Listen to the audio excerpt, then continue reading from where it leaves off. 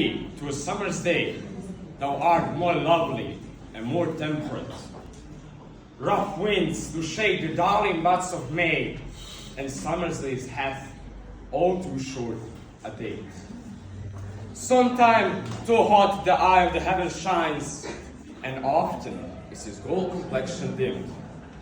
And every fair from fair sometime declines, by chance of nature's changing course unshamed. But thy eternal summer shall not fade, not lose possession of that fair thou owest. Nor shall death break thy wonders in his shade, when in eternal lines to time thou growest.